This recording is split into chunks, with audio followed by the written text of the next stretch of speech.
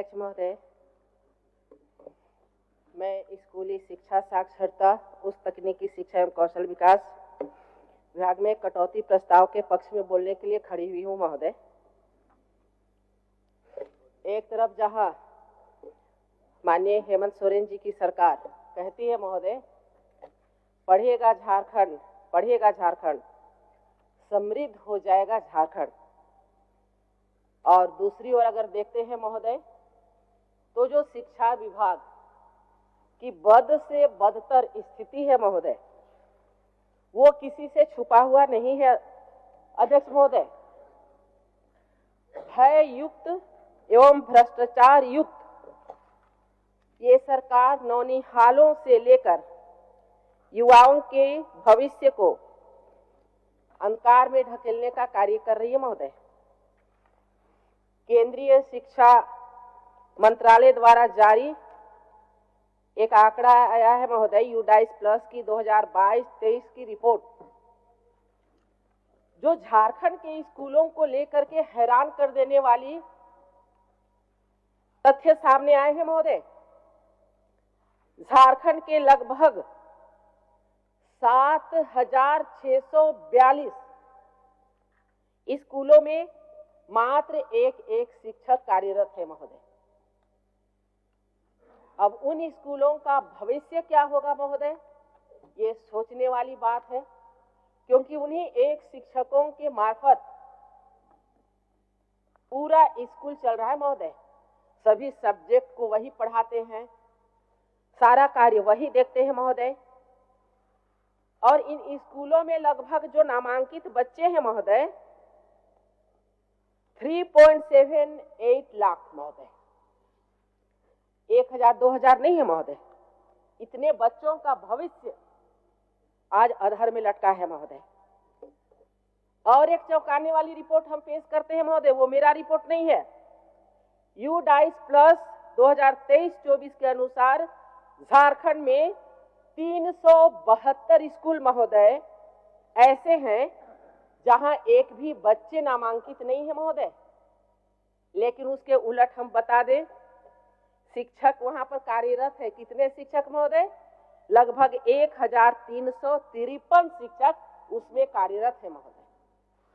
इस प्रकार की अव्यवस्था रही गई महोदय, तो क्या झारखंड बढ़ेगा महोदय? ये हम नौनिहालों के साथ, हमारे बच्चों के साथ हम इस प्रकार नाइंसाफी नहीं कर रहे महोदय। इसमें माननीय मंत्री जी से हम चाहेंगे कि जब आप अपने वक्तव्य को रखें तो इस प्रकार के जो अनुपात हैं इसमें जरूर बताएं। और यही कारण था महोदय, जब माननीय रघुवर दास जी नेतृत्व वाली सरकार थी महोदय, तो ऐसे स्कूल जहां पर बच्चों की संख्या या तो नगण्य है या तो फिर स्कूल में शिक्षक नहीं है महोदय, तो ऐसे स्कूलों के हम लोगों ने विलय करने का काम किया था।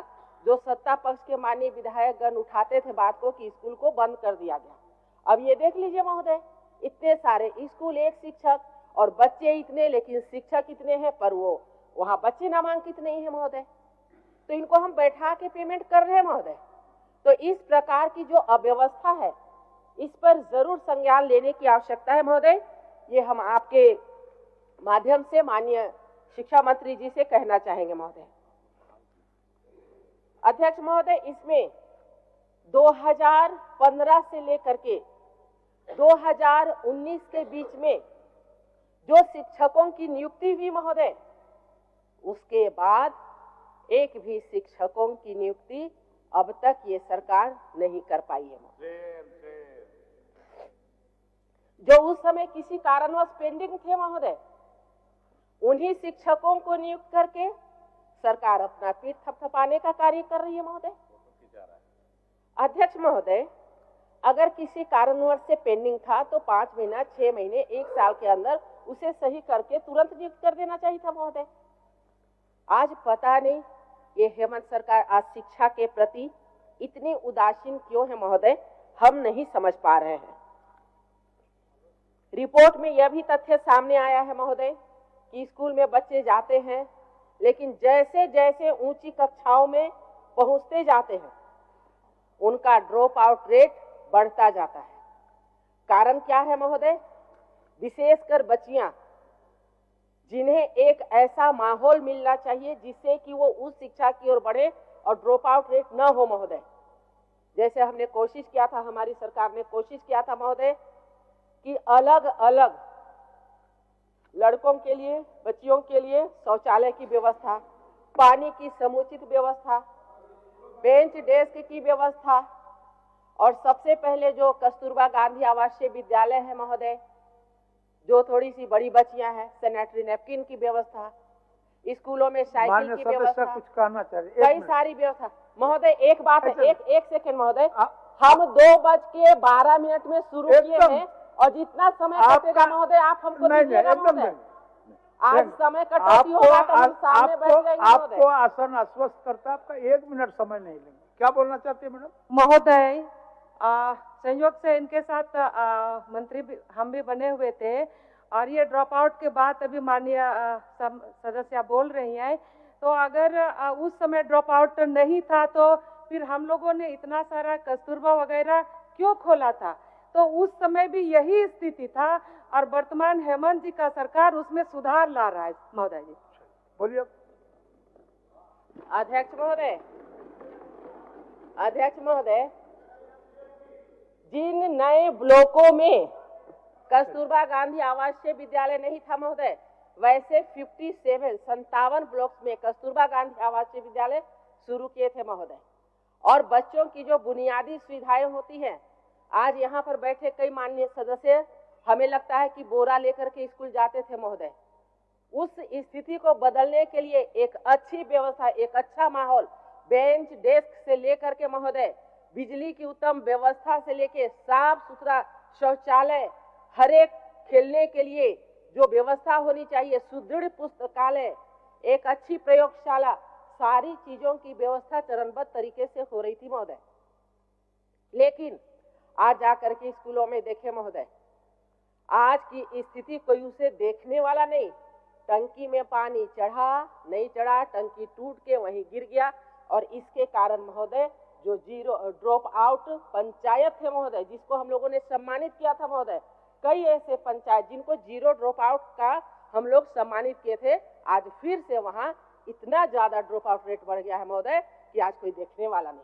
इसलिए हम सुझाव के तौर पे कहना चाहते हैं महोदय, अगर झारखंड की शिक्षा व्यवस्था को अच्छी करनी है महोदय, तो थोड़ा जो भी माननीय विधायक है अपने अपने क्षेत्र के एक बार सरकारी विद्यालय जरूर जाए महोदय, और वहां पर देखे जो कमी है उसे दूर करने की पूरी कोशिश करें। ये आरोप प्रत्यारोप नहीं महोदय, जो सच्चाई है उसे हम सदन के सामने लाने का काम किए हैं महोदय। और एक बात बताना चाहेंगे महोदय, झारखंड शिक्षा परियोजना परिषद, हम चाहते हैं कि इसका नाम झारखंड शिक्षा पब्लिकेशन सेंटर के नाम से जाना जाए। महोदय, आपके पास भी शिक्षक आते होंगे, आप भी एक शिक्षक है महोदय, हम भी एक शिक्षक है। शिक्षक का क्या काम है महोदय? बच्चों को शिक्षा देना, पढ़ाना। लेकिन ईमानदारी से आज माननीय सदस्य ये बोले महोदय, इतना व्हाट्सएप मैसेज जाता है महोदय, और यदि वो नहीं देख करके कार्य करे तो उनको वेतन रोकने की धमकी दी जाती है महोदय शिक्षकों को। मतलब सारा कार्य करना है महोदय सिवाय पढ़ाने के, तो हमारे स्कूल के बच्चों का क्या हाल होगा महोदय? इसमें सुधार लाने की जरूरत है महोदय। इतने पैसे खर्च होते हैं, बस किताब छप रहा, पत्रिका छप रहा है, पंख पत्रिका, फलाना पत्रिका, ये छप रहा है, इसमें थोड़ा कंट्रोल की जरूरत है महोदय। आज सबसे बड़ी बात महोदय, अगर हम देखते हैं कि 2024-25 में लगभग 325 प्रखंड स्तरीय लीडर स्कूल के साथ 4036 पंचायत स्तरीय विद्यालयों को 2 वर्षों में आदर्श विद्यालय में विकसित करने का लक्ष्य रखा था। अच्छी बात है महोदय, एक सोच के तहत एक रोड मैप बना के आगे बढ़ना चाहिए। लेकिन हम पूछना चाहते हैं महोदय आपके द्वारा माननीय मंत्री जी से, क्या आज तक कोई लीडर स्कूल एवं आदर्श विद्यालय बनाए गए हैं महोदय? या बनाए गए हैं तो कितने बनाए गए हैं? माननीय सदस्यों को उपलब्ध कराए महोदय। घोषणाएं अच्छी है महोदय, सोच अच्छी है, तो फिर वो चला कहाँ जाता है महोदय? ये काफी चिंता का विषय है महोदय। 1000 विद्यालय में किचन की मरम्मती करनी थी महोदय, आप आते जाते कोई भी स्कूल में रुक के देख ले इस किचन की स्थिति महोदय। धुआं से छुटकारा के लिए उनको हम लोगों ने कोशिश किया था गैस का सिलेंडर उपलब्ध कराने का। जो थाली हमारे बच्चे बजाते बजाते लेकर के स्कूल आते थे महोदय, उसको हमने जा करके स्कूलों में मना करके और स्कूल में बर्तन रखने के लिए हमने निर्देश दिया था महोदय, ये बोल करके कि हमारे बच्चे जरूर वो अनाज ले, लेकिन ऐसे रास्ते भर में थाली पीटते हुए ना आए। एक अच्छी सोच के साथ व्यवस्था किए थे महोदय।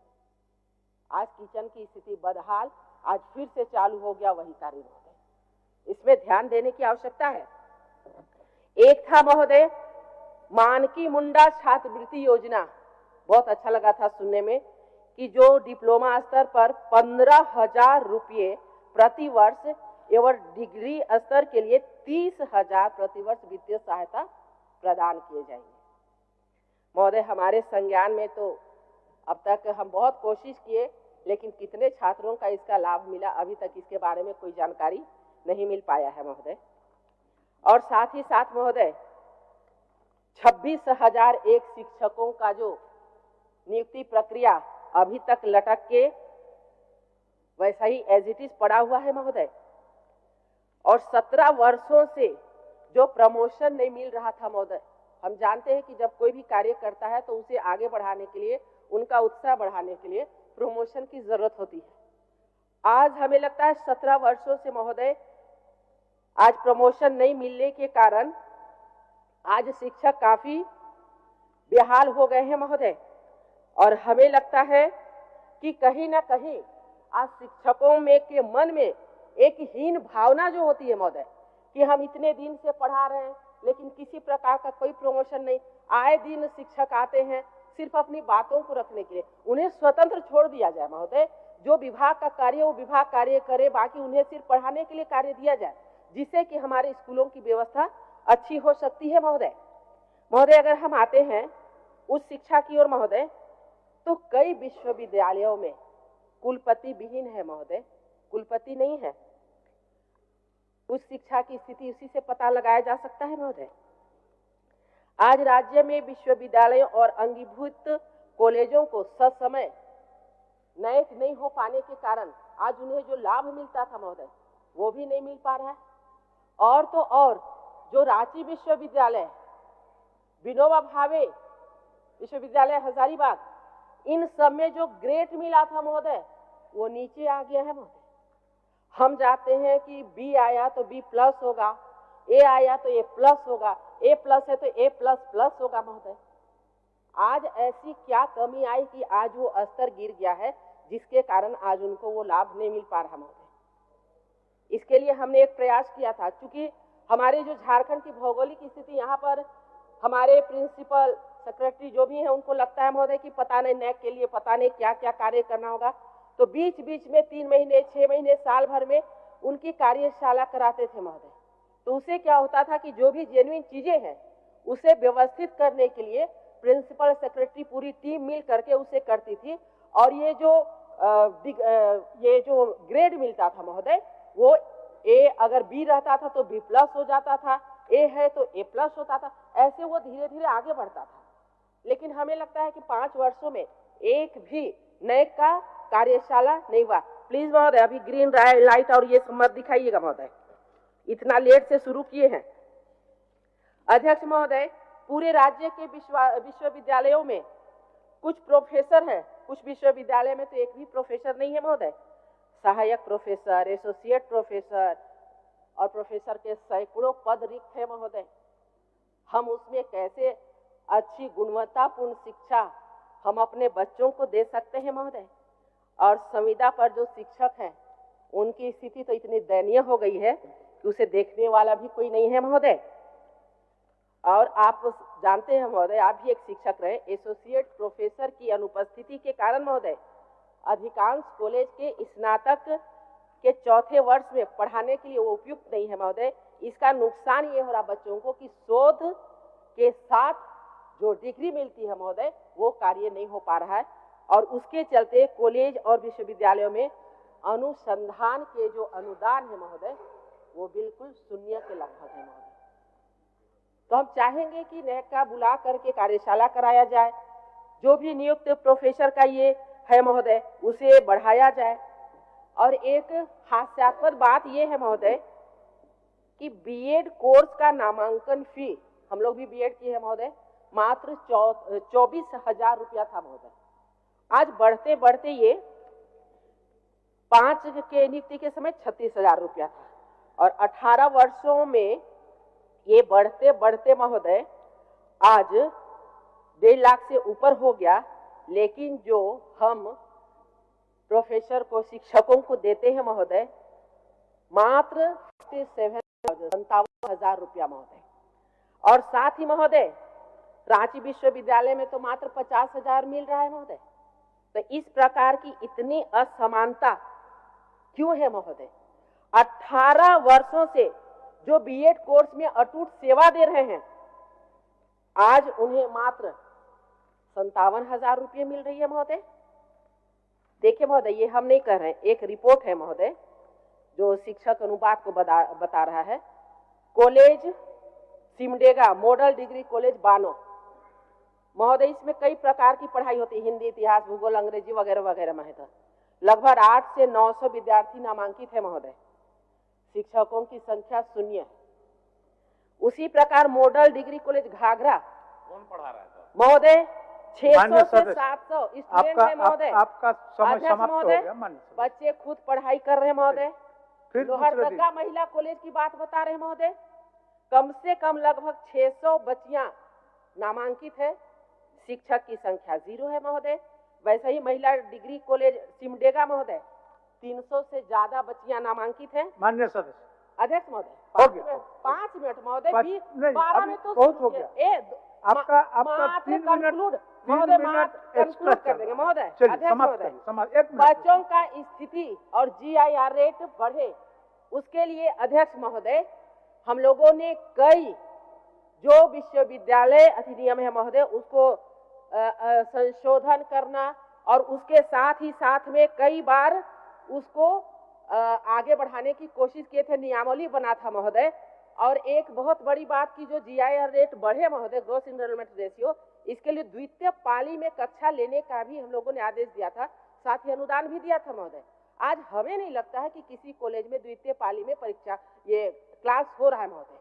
और साथ ही महोदय देखिए, चलिए, सबसे बड़ी जो बाधा होती है महोदय रोस्टर क्लियरेंस की, सबसे बड़ी जो बाधा प्रोफेसर नियुक्ति में होती है महोदय रोस्टर क्लियरेंस की, जिसे हम लोगों ने विश्वविद्यालय अधिनियम में संशोधन करते हुए लोक सेवा आयोग को महोदय विश्वविद्यालय में अधिकारियों एवं शिक्षकों की नियुक्ति हेतु अनुशंसा करने के लिए अधिकृत किया और रोस्टर क्लियरेंस करके महोदय आगे बढ़ाने का काम किया। अध्यक्ष महोदय, एक सबसे बड़ी बात, अध्यक्ष महोदय, 2 मिनट महोदय, इतना अन्याय ना करें महोदय। अध्यक्ष महोदय 2 मिनट हो गया, कंक्लूड करेंगे, 2 मिनट कंक्लूड। अब हो गया मैडम। दूसरे दिन बोलिएगा, फिर दूसरे दिन मौका मिलेगा ना आपको, दूसरे दिन मौका मिलेगा आपको।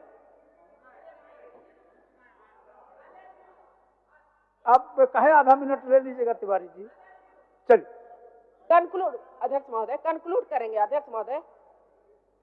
विश्वविद्यालयों से संबंधित जो समस्याएं थी महोदय, 30 वर्ष 25 वर्ष पुराने जो समस्या थी महोदय, उसको राष्ट्रीय लोक अदालत का आयोजन करके महोदय, जिनको उम्मीद छूट गई थी, अब लग रहा था कि अब उनका पैसा मिलने वाला नहीं है महोदय, 5 विश्वविद्यालयों महाविद्यालयों के लाभुकों के बीच महोदय 113.58 करोड़ रुपए का रिकॉर्ड अलॉटमेंट महोदय, इसकी स्वीकृति राज्य सरकार के द्वारा की गई थी महोदय।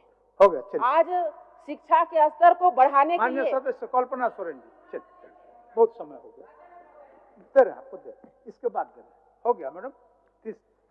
चलिए, माननीय सदस्य कल्पना मुर्मू सोरेन जी। अध्यक्ष महोदय, बहुत बहुत धन्यवाद। ये मेरे लिए काफ़ी हर्ष का विषय है कि आज मैं विगत हमारे 5 वर्षों की हमारी अबुआ सरकार के शिक्षा क्षेत्र में उन्होंने जो कार्यरत किया है, उनके उल्लेखनीय कार्य को और आगामी आने वाले कार्यों को सदन के पटल पर रखूंगी। अध्यक्ष महोदय, भारत का संविधान प्रारंभ होता है एक पंक्ति से, हम भारत के लोग।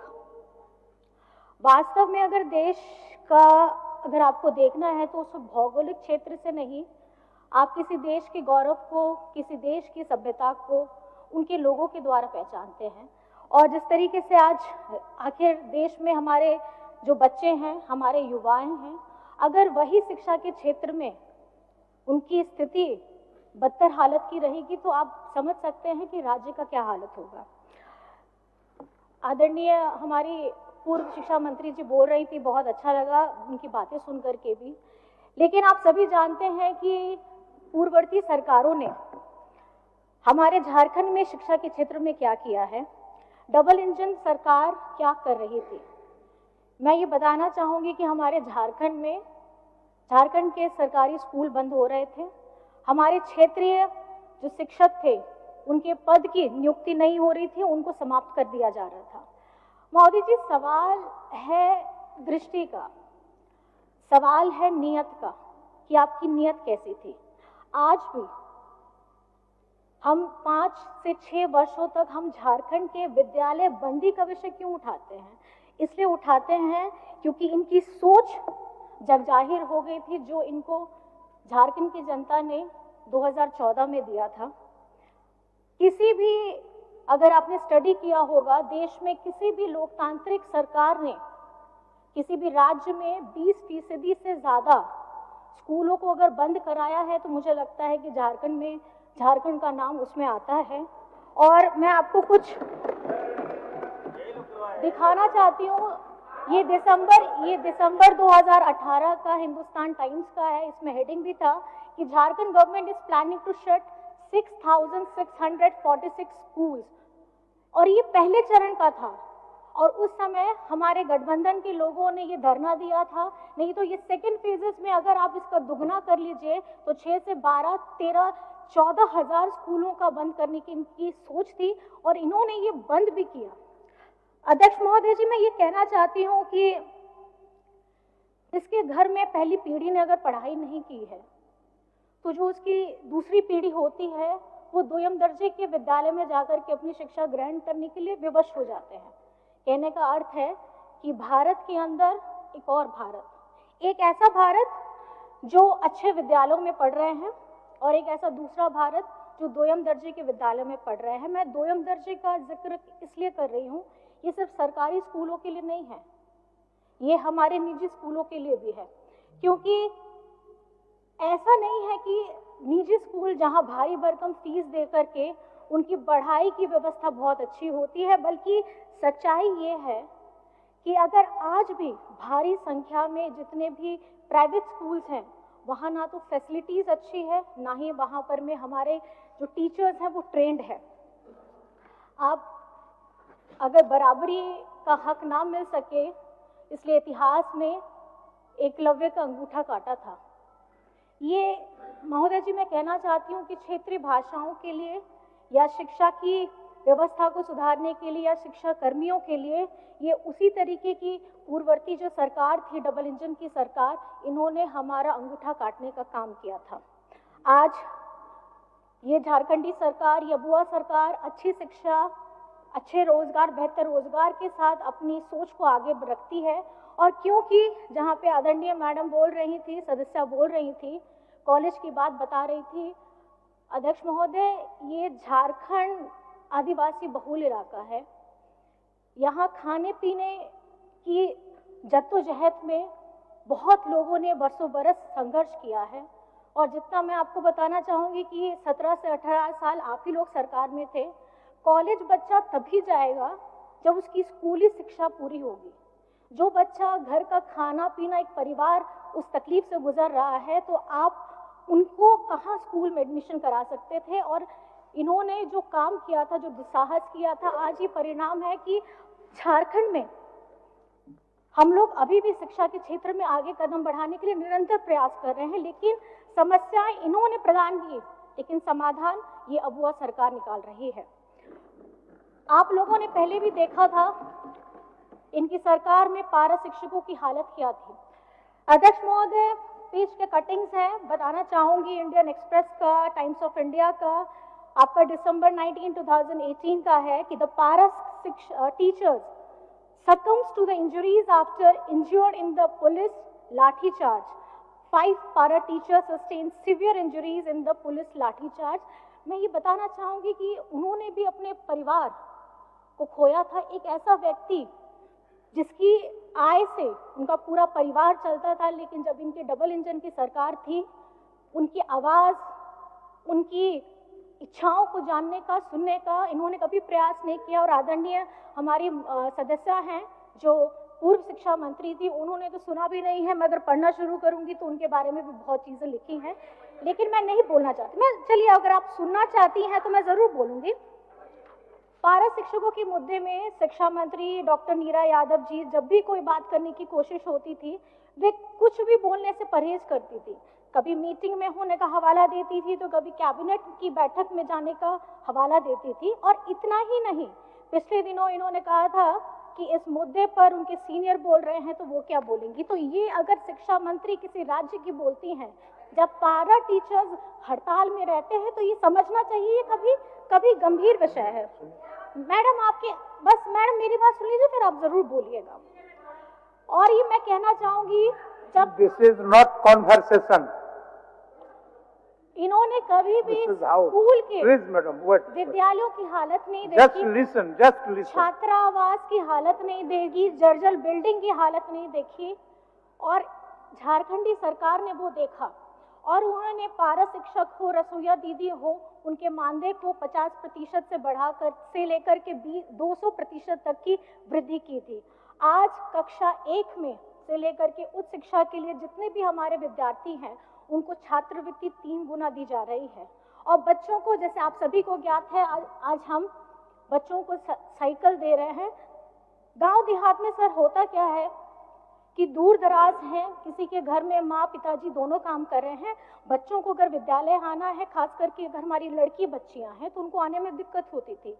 मैं इस सकारात्मक सोच को बहुत बहुत धन्यवाद करती हूँ, क्योंकि हम लोग भी जब साइकिल वितरण करते थे तो बच्चों के चेहरे में बहुत खुशी और एक चमक होती थी।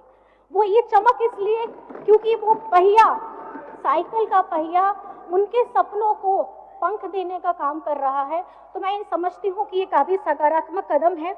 और अभी झारखंड के प्रमुख शहरों में छात्राओं एवं हमारी कामकाजी महिलाओं के लिए भव्य छात्रावास का निर्माण कर रहे हैं। महोदय, गंभीर विषय है और इस व्यवस्था को सुधारने में थोड़ा वक्त जरूर लगेगा, क्योंकि कहावत है ना, अगर भूत भगाना है तो हम लोग पीला सरसों फेंकते हैं, लेकिन अगर भूत सरसों में ही होगा तो फिर परिस्थिति क्या होगी। लेकिन इस संजीदगी के साथ में आज झारखंड में मैं बहुत आपके समक्ष में मैं ये कहना चाहूंगी कि गर्व होता है कि इसी वर्ष आयोजित हमारी जेईई एडवांस में हमारे सीएम स्कूल ऑफ एक्सीलेंस के जितने बच्चे हैं, बहुत बच्चों ने अच्छा प्रदर्शन किया है। और कुछ बातें मैं आप लोगों के सामने में ये रखना चाहती हूँ कि हमारी झारखंड सरकार ने शिक्षा के क्षेत्र में क्या किया। लिस्ट बहुत लंबी है, मैं अध्यक्ष महोदय संक्षेप में आपको बताना चाहूंगी। राज्य सरकार ने 80 सीएम स्कूल ऑफ एक्सीलेंस प्रारंभ कर चुकी है। 325 प्रखंड स्तरीय आदर्श विद्यालय का निर्माण पूरे होने के अग्रसर में है और आगामी चरण में पंचायत स्तर पर 4014 आदर्श विद्यालय को विकसित करने का लक्ष्य लेकर के हम बढ़ रहे हैं। नेतरहाट की तर्ज पर दुमका, पश्चिमी सिंहभूम, बोकारो में आवासीय विद्यालय प्रारंभ किए जा रहे हैं। राज्य में अवस्थित 203 कस्तूरबा विद्यालय एवं 57 झारखंड बालिका विद्यालयों में छात्रावास की क्षमता वृद्धि का काम किया जा रहा है। पहले चरण में 72 विद्यालयों में से के लिए 302 करोड़ की राशि आवंटित की गई है। 1050 उच्च प्राथमिक विद्यालयों में मैथ्स और साइंस के लैब प्रारंभ किए गए हैं। 5393 विद्यालयों में आईसीटी लैब की स्थापना की गई है। 3552 विद्यालयों में स्मार्ट क्लासेस प्रारंभ किए हैं। 28,945 विद्यालयों को टैब प्रदान किए गए हैं और पारा शिक्षकों के मानदेय में वृद्धि के साथ साथ अब ईपीएफ की कटौती भी प्रारंभ हो गई है। विगत वर्षों में 12,816 graduated train teachers, 2,612 post graduate teachers और 585 लैब असिस्टेंट सहायकों की नियुक्ति की गई है। 1300 विद्यालयों की मातृभाषा आधारित बहुभाषी शिक्षण व्यवस्था लागू की गई है। रसोइयों दीदियों के मानदेय में 2000 रुपए प्रति माह की वृद्धि के साथ साथ अब 12 महीने का मानदेय देने का निर्णय लिया गया है। आगामी वर्ष में हमारी सरकार 26,001 सहायक आचार्यों की नियुक्ति करने जा रही है। माननीय सर्वोच्च न्यायालय के निर्णय के बाद अब यह स्थिति स्पष्ट हो चुकी है। तमाम अड़चनों के बाद आज इसे पार करते हुए हम परिणाम जारी करने की स्थिति में आ चुके हैं। जिला एवं प्रखंड मुख्यालयों में state of art public library का निर्माण किया जाएगा। नई शिक्षा नीति 2020 के आलोक में नए पाठ्यक्रम पाठ्य पुस्तक बनाने के साथ साथ शिक्षक आदि की नियुक्ति प्रक्रिया तेजी से की जाएगी। अध्यक्ष महोदय, इसके साथ साथ मैं ये बताना चाहती हूँ, ये सोच, क्योंकि जिस तरीके से हमारी आने वाली पीढ़ी है, कहीं ना कहीं हम लोग हर एक आयु वर्ग के हैं, हमारे झारखंड के बच्चों का भविष्य कैसे उज्जवल होगा, उसके लिए सकारात्मक कदम जो कुछ और पॉइंट्स में इसमें जोड़ना चाहूँगी अध्यक्ष महोदय। हम लोग झारखंड के लोगों के बच्चों के पाठ्य पढ़ाई प्रशिक्षण से संबंधित कई योजनाएं लेकर आ रहे हैं। जैसे आपने सुना सीएम स्कूल ऑफ एक्सीलेंस है, tribal university, open university, skill university, नए डिग्री कॉलेजेस, शिक्षक बहाली, विदेशों में पढ़ने के लिए छात्रवृत्ति की योजना के साथ गुरुजी स्टूडेंट क्रेडिट कार्ड एवं एकलव्य शिक्षण प्रशिक्षण योजना, मुख्यमंत्री शिक्षा प्रोत्साहन जैसी योजनाओं को लेकर के आ रहे हैं। आईआईटी, आईआईएम, मेडिकल, लॉ आदि की निःशुल्क तैयारी करवाएंगे महोदय और प्रवेश मिलने के बाद उन्हें पढ़ने के लिए आर्थिक सहायता भी उपलब्ध कराएंगे। शिक्षा की ताकत अगर समझने के लिए हमें बाबा अंबेडकर साहिब जी की जीवनी पढ़नी चाहिए, क्योंकि संविधान की ताकत वही समझ पाएंगे जो इन्हें पढ़ पाएंगे अध्यक्ष महोदय। और संविधान पूजने के साथ साथ जरूरत है उसे पढ़ने की, उसे समझने की, क्योंकि किताबें चुप रहती हैं और उसको जिसने पढ़ लिया वो जीवन में बोल भी सकता है, लड़ भी सकता है और अपनी आवाज को बुलंद भी कर सकता है। अंत में मैं बस ये कहना चाहूंगी अध्यक्ष महोदय, मैं माननीय वित्त मंत्री राधाकृष्ण किशोर सर को, हमारे शिक्षा मंत्री रामदास सोरेन जी के साथ सुदीव्य कुमार सोनू जी को और राज्य के मुख्यमंत्री हेमंत सोरेन जी को इस बजट में खास करके शिक्षा के क्षेत्र में 12% से ज्यादा का बजट देने के लिए मैं बहुत बहुत धन्यवाद करना चाहती हूँ, क्योंकि उन्होंने समझा है अगर झारखंड का भविष्य आने वाला, उन्होंने समझ लिया है 25-50 वर्षों के लिए अगर काम करना है तो अभी से काम करना होगा और इसकी शुरुआत हमने पिछले 5 वर्षों में कर दी है। अपनी इन्हीं बातों के साथ मैं अपनी वाणी को विराम देती हूँ और अध्यक्ष महोदय, आपने जो मुझे समय दिया यहाँ बोलने के लिए, आपका भी बहुत बहुत धन्यवाद है। जय हिंद, जय झारखंड। माननीय सदस्य, अब नगेंद्र जी का है।